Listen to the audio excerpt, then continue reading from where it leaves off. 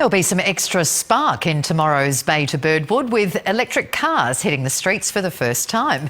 Tens of thousands of spectators are expected to turn out after the event was forced to cancel last year due to COVID.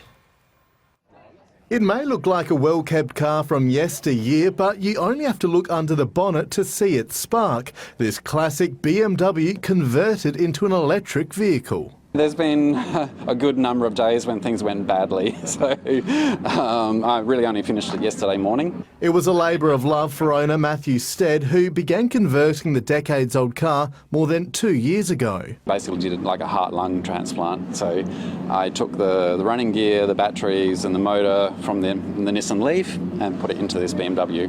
It's one of two fully electric cars given the green light to compete in tomorrow's Bay to Birdwood, the first time the event's had a category for electric converted vehicles in its 42-year history. I think we're going to see many, many more coming along in the coming years. Today it was all about the judging. For John Chittleburgh, it's a tough job, closely inspecting each vehicle. They've got to be immaculate of the period and convey something of the spirit of the day. It is very tough. It's splitting hairs ad infinitum. But all of the hard work will pay off tomorrow as 1,500 of these classic cars make the gentle journey up into the hills. The event's expected to attract up to 90,000 spectators. It's a thrill. They've put so much time and energy and money, and it's their story. The event kicks into gear tomorrow at 8 a.m. I'm pretty confident, but we'll see. We'll see. Nathan Regter, 7 News. You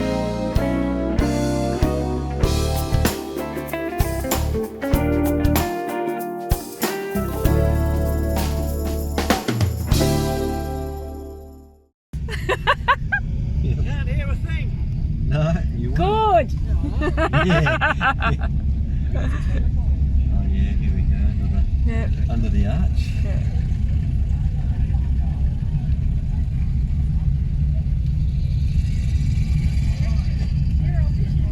Whoa.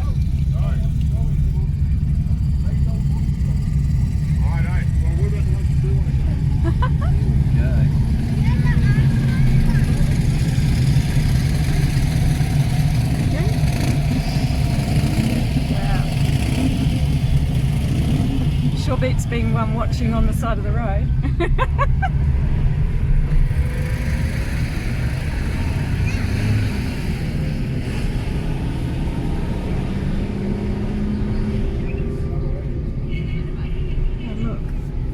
All those cars yet to go.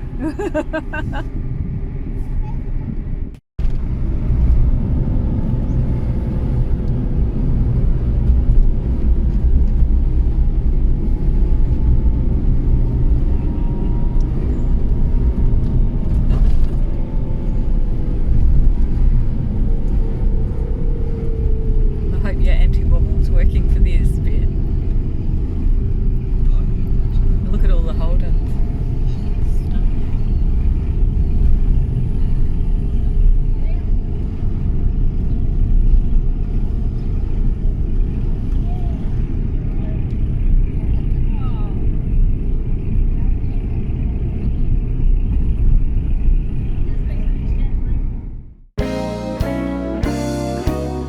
Around the corner is the gate.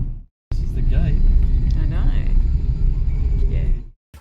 Tens of thousands of motoring enthusiasts have lined the streets for the return of the annual Bay to Birdwood. It's the first year the event's returned to its full format since COVID, with 1,500 historic cars making the ultimate trip down memory lane.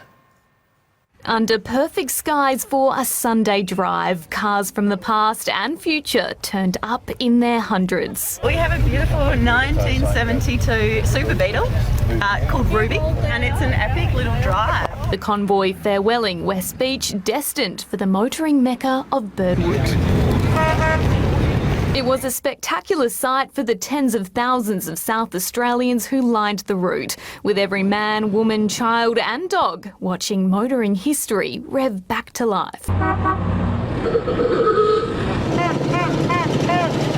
We come here, we stay every year, and that's park up and watch everybody come by. It's wonderful. Just watching all the cars come past, really cool cars, and just waving at them and when they beep. Though the day wasn't without a few speed bumps. The cars had a few problems, but we've fixed it. We're just topping up water. Luckily, there's a couple of locals helping us out down here, so we've got 10 k's to go. But with a bit of love, this one-of-a-kind 1909 Stanley steamer proved she still had it in her. She was among 1,500 to make it up the hill. It is extraordinary what people are willing to save, you know, kind of from the dustbin of history and take care of forever. Among the favourites this year are these two historic electric converted cars. It's a first for the event, but organisers say it is a sign of the times, with many more expected to join the route next year. My son came up with me and he was helping me working out the maths, you know, percentages and reduction of power and how much I had to go. And I'm so happy to make it up the hill. One of the things about vehicles is they are always evolving and changing, so it just felt like it was time. Jasmine Turlings, 7 News. We're going to do something quite courageous. We're going to be the first Tier 1 event, historic motoring event anywhere in the world to include a category for EV conversions of historic vehicles. And, there are a lot of people who are interested in this category, and a lot of people were really concerned that their EV wasn't going to make it. And of course, if you don't make it, you don't win the prize. We had a couple of really good entries. They were worried about whether or not they were going to make it or not, but it turns out that they both made it quite comfortably. So expect to see a flood of entries next year, okay? Because what they've proven is that an EV conversion of a historic vehicle can actually do the Beta Birdwood with all of the traffic problems and all of the hills. So that's a fantastic result, and I'd like us to do a round of applause for both of the EVs for making it and making it comfortably, okay? I'm very courageous of the board of the History Trust to actually back this, and I think this is a really important moment. And there has to be a winner. And the winner of the inaugural EV Conversion Award, and we're getting a specialist trophy made for this. We're only going to give you a certificate today, okay? But the winner is entry number 1379, Eric Rodder, with his 1985 Holden MB Barina conversion. Where's Eric?